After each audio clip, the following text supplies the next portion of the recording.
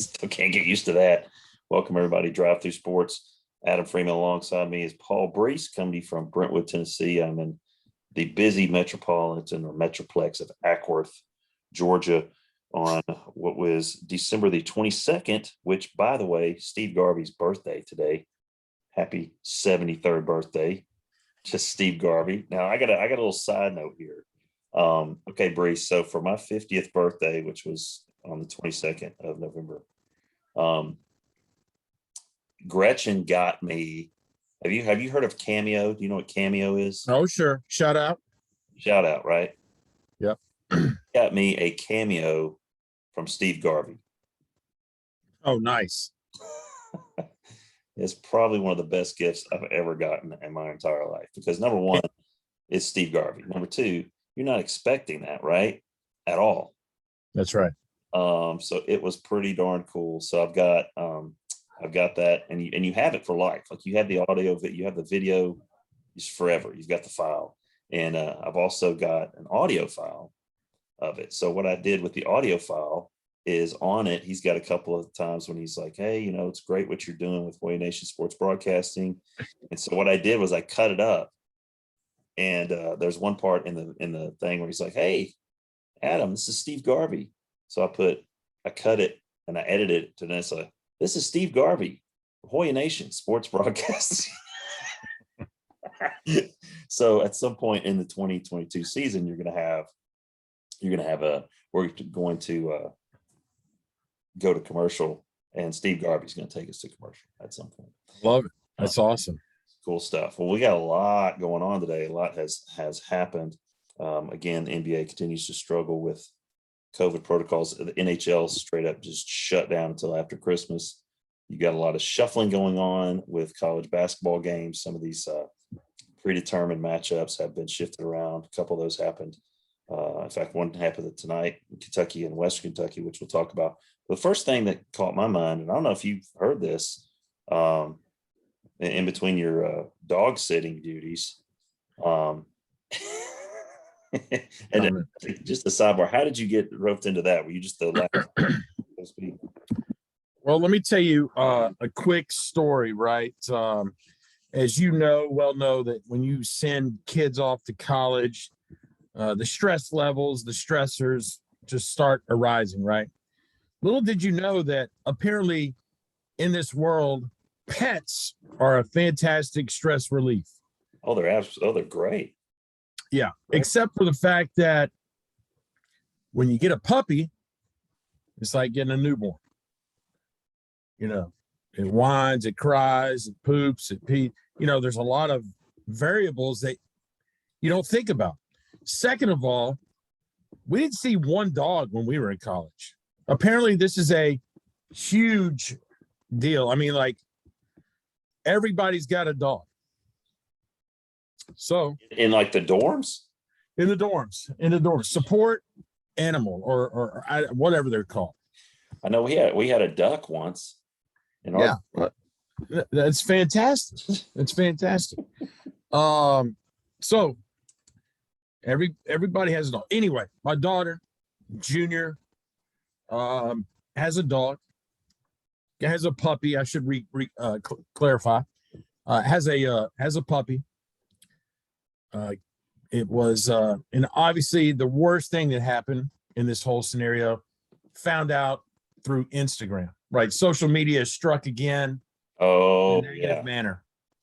Who wants a puppy? These puppies were dropped off in the middle of our farm, blah, blah, blah. Hey, what happens?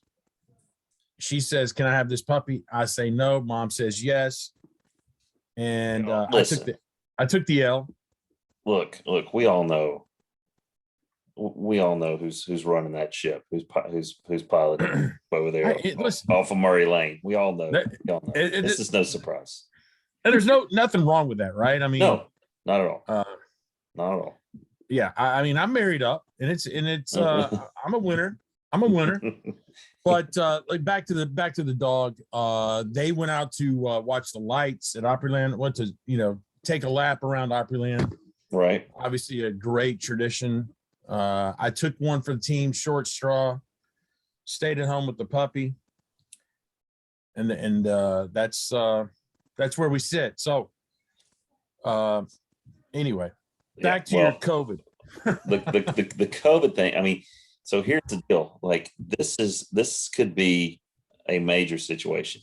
You could have a national champion just because they didn't get sick. That's right.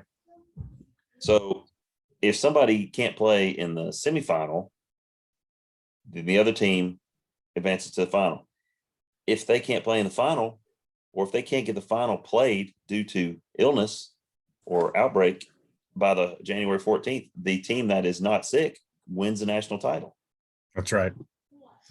That's right. And you know, even to the point of, you know, what's really happened is this, you know, besides the whole COVID thing, right, is the because the NFL, you know, kids don't want to play because, you know, they don't want to get hurt their draft status. They don't want to get injured.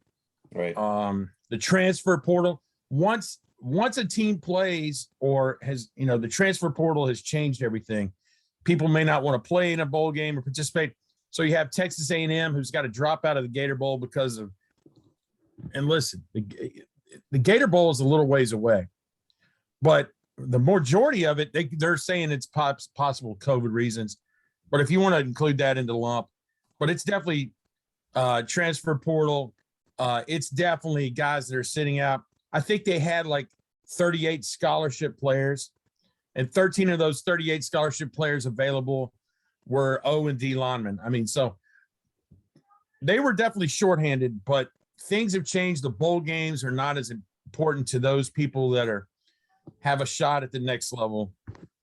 And those people that have not played in the season that are third teamers, you know, they're looking to go elsewhere and have already put their names in the transfer portal. So you're kind of stuck with, you know, a who's who, mosh up of, you know, people. And, you know, unfortunately for Texas A&M, they're going to take one. Here's the funny part. You got Illinois who's waiting. You have a team that just played in the New Orleans Bowl. Now the team has left me.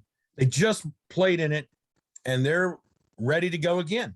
And they said, we'll play Texas A&M. So. Well, that's another question with the college football playoff. Are we going to have a situation where, I mean, you have to assume that those four rosters are set in stone and all those dudes are going to play. You know, you're not going to have any holdouts. No, not for those four for sure. But right, but everybody else, it's pretty much like, you know. Well, you saw the Pittsburgh's quarterback not playing. That's right. I mean, that was the biggest one to come out. And here's a funny story. You know, expounding on the whole COVID thing. I don't know if you saw this quote from Joe Burrow, Cincinnati Bengals quarterback. He said, the reason you don't see an outbreak of COVID for our team, the Cincinnati Bengals, is because there's nothing to do in Cincinnati. There's no clubs that people don't, you know, there's nothing to really do there. And he says, hey, we're fortunate to be in kind of a, you know, a small market, and it's kind of helping us. Yeah. Well, the only thing I can hope for, I hope that he throws it to Jamar Chase about 15 times this weekend, because I finally got my fantasy football matchup, and I matched up against the fantasy professional fantasy football player, Terry Kemp, in the semifinals. So my current roster is an absolute mishmash of dudes right now. He's got Cooper Kupp. He's got at least one. He's got Kelsey, who is, I hope, staying on the COVID list for this weekend, which would help me out tremendously. But he's got a pretty stacked lineup of guys. So I need Joe Burrow and Jamar Chase to hook up multiple times on Sunday to even give me a remote chance. I picked up, this is probably stupid, I picked up Julio Jones thinking that, because I needed, all my wide receivers were getting hurt, and I picked him up. You know, he's going to play, but we're going to talk about, might as well segue into that topic right now. The Titans and the 49ers tomorrow night. Brees, the Titans are going to be down 2 offensive linemen against Joey Bosa and the 49ers D-line. I don't know that Tannehill is going to be upright enough to throw it to anybody tomorrow night. So it doesn't look good for Tennessee, even though they're playing at home. I don't know. What do you think? Have you heard this news? This is bad news for Titans Nation. Yeah. Yes, and it's one of them's your guy, Taylor Lewan. Taylor Lewan. He is definitely the guy. And Saffold's the other one. So you're missing those two. I'd say they're your top 2 guys, probably. Well, hold on. I'm getting reprimanded for my babysitting skills. And listen, in the middle of the podcast, this is huge news. Update. The dog must have pooped somewhere. The dog pooped and come on, that's newsworthy stuff right there. Listen, don't bite the hand. I had to quickly mute it because I do not need this to be on Reddit. Okay, listen, you need to tell that crew, look, do not bite the hand that feeds you. I was doing you a favor. Okay, it's hard to get good help. Tell them that. It is hard to get good help. Oh, God, and we had 2 people on the. We had Connor and myself on duty. Apparently, things we were easily distracted. Connor are not very good babysitters. Okay, all right. Get it together, Grandpa. Help me. Wow. All right, let's go. Let's re-segue back to the offensive line. Yes, let's talk Titans. Yes, we do have a problem. And obviously our run game is not is not. Listen, the 49ers, they're not going to scheme around our run game. So they are going to just man up and tell Tannehill that you want to win the game, you have to do it, because we're not selling out on the run. Well, they don't have to. No. So I'm concerned. I'm concerned. Roger Saffold, probably one of the best guards in the AFC. Lewan, as a Titans fan, you're kind of over him. But when he's missing, you definitely notice it. You feel it for sure. Yeah. So it's Titans plus 3.5. What do I do? Never bet with the home team. But congratulations to you today. Hey, well, I was a little squirrely there when it was when they cut it to 4 in the second half. 37-34. Then we went on a 12-0 run. And then their big dude, the 7'5" guy, sprained his ankle and he was gone. And then after that, it was off to the races. It was over after that. I think they ended up winning by 33 or 35 or something like that. But yeah, so in that win, as we transition to the UK Western Kentucky game that was tonight at Rupp Arena, supposed to be UK Louisville tonight, but Louisville, I guess, had some COVID. I think they only had 7 guys that could dress. Did you have to have 8, I think? And they had played Western on Saturday and lost by 10. That's and right.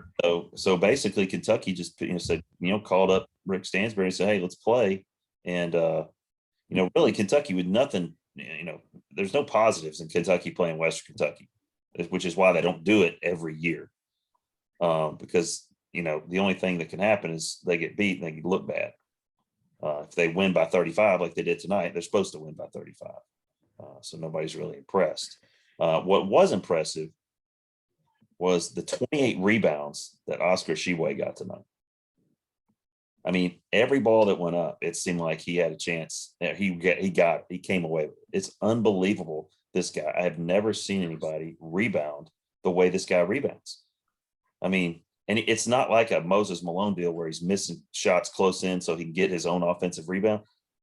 I don't think he did that a single time tonight. It's just he has a nose for the ball, and he's a difference maker, man. and it was impressive to watch. It was impressive to watch and get some coin. Well, as the Kentucky insider, right? I mean, 28 rebounds, and it takes multiple games for the norm, right? This guy's averaging 14 rebounds a game. Yeah. I mean, he's had 3 20-rebound games himself this year. The rest of college basketball, there have only been 7. And that's of all the games that have been played so far this year. That 28 rebounds ties, or actually, excuse me, it's the most rebounds by a Kentucky player since 1976. Mike Phillips did it in 76. Now, is this guy a first round guy? Well, they were kind of talking about that. So, what is he? He's only 6'9", but he's 6'9", 260. He doesn't really have a perimeter game, but I mean, you look at some guys like,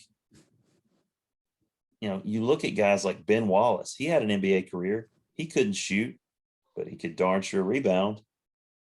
So he's a guy that brings energy. He's always around the ball. He's got good footwork down low. I mean, I think maybe he's a second-round guy.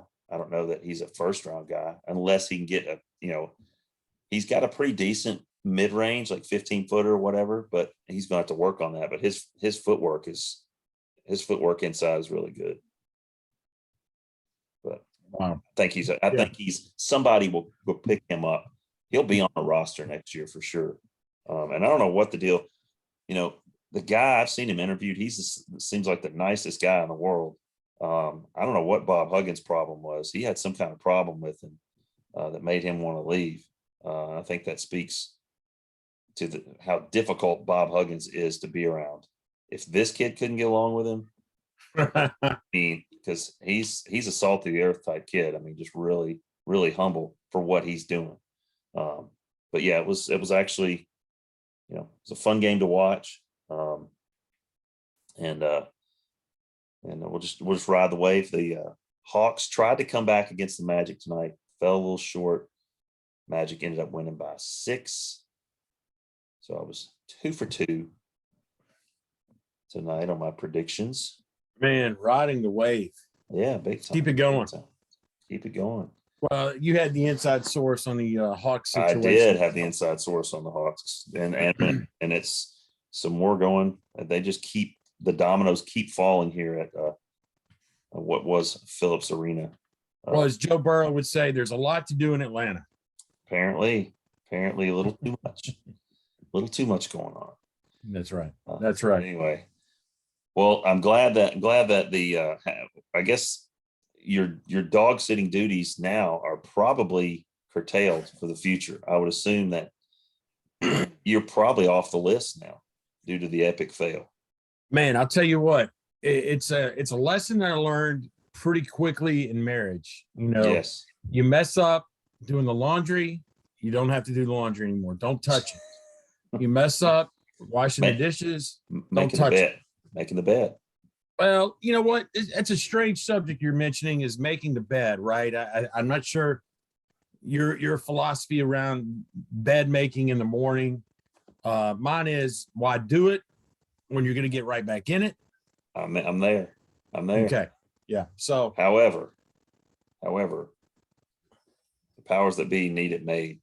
So I'm going to make it to the best of my ability. Now, that best of my ability is probably not up to par to where maybe it should be, or the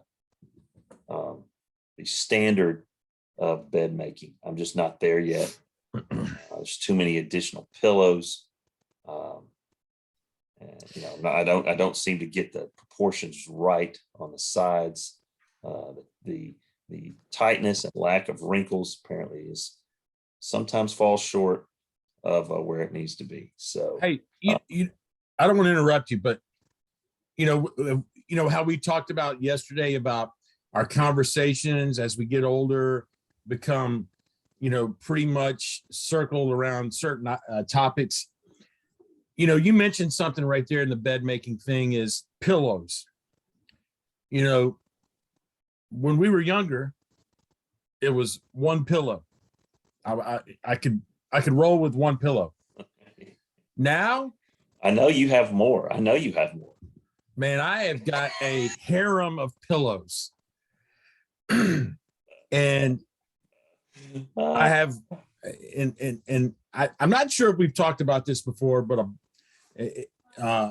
when my wife was pregnant with, I don't know if it was number 1, 2, 3, 4, 5, 6, whatever.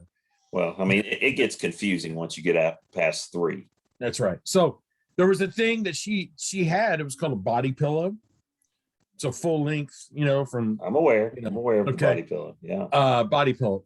Listen, after the baby came, she was getting rid of it. And I was like, whoa, wait a minute now. Let me try this thing. You've been bragging about this body pillow this whole time, The body pillow is a difference maker, a game changer. To the tune that I have had 3 body pillows currently in my bed. Wait, like on a given night, like you sleep with 3, what are you, like in a trench or something? Is he in a trench, Jamie? It is ridiculous. We are in a king size bed and I have this much room because we have 3 friends that sleep with us. Ridiculous. Thank you for joining the podcast. The nation will now know who you are. I love it. Yes, three body pillows, 2 what they called king bed pillows. And then I have seems excessive. It seems excessive. Well, again, as we grow up, you have just joined the club, right? You're 5-0. Yeah. And you've just now entered into this new way of life, and you're going to recognize it pretty quickly. Unfortunately, you've probably recognized it within the last month with the injury. Yeah, definitely. I will say this. I had to add 2 pillows because with the brace and the boot and the cast, if I'm sleeping on my side, I had to put you got to go pillow between the legs because that cast will like scratch you to death. So yeah, you had to do that. I had to do that. Based on your suggestion of the weighted blanket when we met, came together, the weighted blanket, my wife, big fan of it. I'm suggesting you a trial period with the body pillow, and then you know what? And get back with you. Yeah, get back with you. Give you a little test run. I'm up for that. I'm up for that. Now let me ask you this: is it like, are you sleeping on your side? You got one pillow behind you. You got one in front of you. What's the deal? Hot dog. I got one that props me up. I got one on each side, so when I flip, I got it. Yeah. And my wife likes to call them your woman, right? Your woman's on this side. Your woman's too close to me. Get your woman away from me. Oh my God. Oh, that's yeah. Funny. If you're a side sleeper, I highly encourage a body pillow. If you're a back guy, and listen, once you get to our age, sleeping on your back, can't take the chance, man. Sleep apnea. Yeah, yeah. You could suffocate just like that, no problem. Yeah, man, for sure. Let's finish our with our final segment, which I've even forgot what we call our final segment. It's been so long. I was hoping that you could remember. Human interest final segment, which everyone seems to love because we can always come up with some interesting stuff. This one being a holiday season, I figured we had to go with best Christmas movie. Since I'm kind of springing it on you, I'll go ahead and I'll go with my best Christmas movie. For me, it's always going to be Christmas Vacation for me. Just the one-liners that I use all the time. Chevy Chase, that movie is so iconic. For me, it's always going to be Christmas Vacation. The grandmother wrapping up her cat. I mean, just the cat, and it's 9 Lives, the cousin Eddie, and I mean, that to me is quintessential. Maybe because it reminds me a little bit, maybe because it hits a little too close to home in certain instances. Maybe that's what it is, and I have to laugh at it. So what about you? What's your favorite Christmas movie? Well, obviously being a Will Ferrell fan, Oh, I know this. Elf would probably be at the top. Now, listen, I'm a big Home Alone 2 guy, but I'd like to bring in my wife. Whoa. Home Alone 2. Right? Isn't that where he gets, New York City. he's a New York City guy. Oh, that one with the bird lady? Yeah, you got to have a cry in this, man. You like that song too? Reese, Daddy's come on Home now. 2 is Oh. also a good one. Now, listen, I'd like to bring my wife in because she is a Christmas movie connoisseur. She All right. loves. Now, is at timeout. Are we going to start going Hallmark Channel here? No. But I would All love right. to hear her. I would like to hear her thoughts on. All right. Her You got to favorite go. If you're Christmas going to do movie. that, you got to go no background on me. So All right, hold on. Yes, because I'm. Yeah. fading. Yes. You're fading in and out. We got to have all of Amy's face. There we go. See, this will help our viewership here. So we get both of y'all and all your. No, it will not. All right, Amy. Okay. So talk to me. I love all the Grinch ones. Okay. Okay, The animated, The and new animated one is hilarious. have not seen that one. Oh my goodness, it's so funny. And then and then of course the Jim Carrey one is funny. Oh yeah. And I love that. And then I love Disney's A Christmas Carol, the one Disney did with Jim Carrey too. Okay. I love that. And yeah, I mean, I love all the funny ones. Fred Claus and Elf and Arthur's Christmas. Of course, probably my all-time favorite is Polar Express. Oh no, let's not go. Don't get me started on Polar Express. That is the creepiest movie in the whole world. Those Okay. those Now have escaped from a mental institution. The train is taking them back to the mental institution that they escaped from because they look creepy. okay, it's not the kids. You need to take out those puppets. The puppets and the weird guy that rides on top of the train, the hobo. Okay. It could have done without both of those. Yeah. Yeah. The hobo, and then the puppets and that Yeah. car. Okay, Yeah. the puppets and the hobo needed to go. Just their animate their facial expressions. It's like they're more real, but they don't need Yes. to be real. Don't make them that real. They're only real creepy when you do that. It's like Well, let me tell you. either, Then you listen, have got either they're full on like old school Grinch animation right. to real people. Don't try and mix the two because that's what you did, and I can't watch it. Well, let me tell you. I can't. will tell you. You're gonna love the new Grinch. Go watch it. Okay, I'll go watch it. Tonight. All right. You're gonna love it. It's hilarious. It's got jokes adults will catch, and what it's funny. You're gonna love it. All right, so folks, that's what you leave here with. Tonight. Watch the new Grinch animated. Yes. All right. Yes. What's Brees? My husband will What- not watch them with me anymore, but he's not Christmas fun. So Hey, Bah humbug. because he is the Grinch. Is that what you're saying? he is the Grinch. Maybe it brings back just it's too familiar to him. Absolutely. That might be what it is. It's like looking at yourself in a mirror. Well, you don't want to do it. No, you don't want to do it. Merry Christmas. Oh yeah. All right. Well, thank you, Amy, for that input. And Get that Grinch. as Brees has renamed himself the Grinch, which is pretty accurate. Apparently, Absolutely. we could ask his kids, and they would mirror that. Absolutely. That or Scrooge, the money part. Or Scrooge.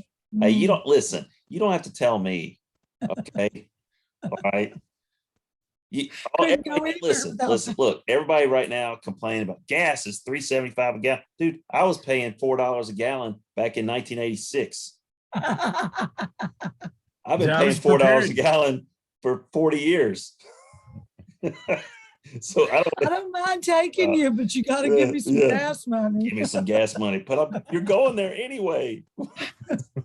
and your car gets 46 miles to the gallon because it doesn't have air conditioning. So I gotta take a shower when I get home. Oh man. Oh my gosh, almighty.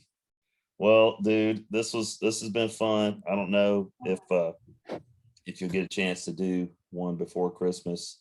So we have a family thing Christmas Eve, and but this may be the last one before Christmas. So when we get together after Christmas, we'll have another episode. So any last words before we finish up tonight's version? Man, go Titans. We need this one. You got to have it. You absolutely Gotta have it. Got to have it. All right, everybody. Thanks for listening tonight to Drive Through Sports with Adam and Paul. For Paul Brees, I'm Adam Freeman, and we will see you on the flip side.